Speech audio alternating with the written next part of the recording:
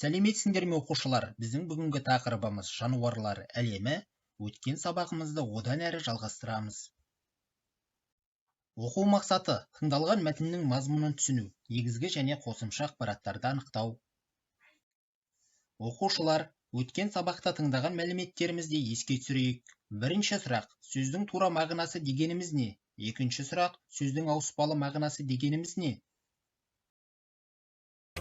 Алтайдан Атырауға дейін созылып жатқан қазақтың кең даласын мекендейтін жануарлардың кейбір түрі қызыл кітапқа енген. Солардың арасында еліміздің символына айналған қар барыс қызыл кітапқа ресми түрде 1983 жылы тіркелген.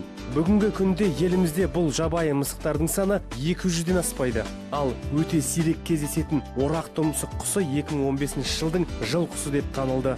Вообще в Алмате встречается в течение года. Алматыда 200-ге тарта құстың түрі байқалады. Қаламыздағы кептерлердің көпшілігінің қауырсындары құлпырып тұратын алуан түсті келеді. Дыр кептер, түз кептер, қоңыр кептер, түр кептер, үлкен түр кептер жылы құс болып бөлінеді. Қалған түрлері отырықшы құстар. Егер үйде құс асырайын десеңіз, міндетті түрде тор немесе кішігірім құсқан асалу керек. Үйде үнемі жем, су болу тиіс. Қазақстанның қызыл кітабына енген сирек кездесетін жануарлардың қатарында қарақал деген аң бар. Шапшаң қозғалатын жыртқыш құм тышқандарды, қос аяқтарды азық етеді. Олар баспана ретінде түлкінің індерін қолдана береді.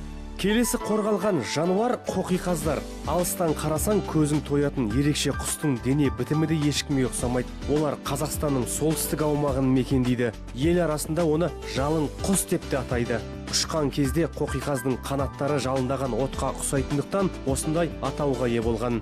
Елімізде сирек кездесетін жануарлар қашанда мемлекеттің қорғауында.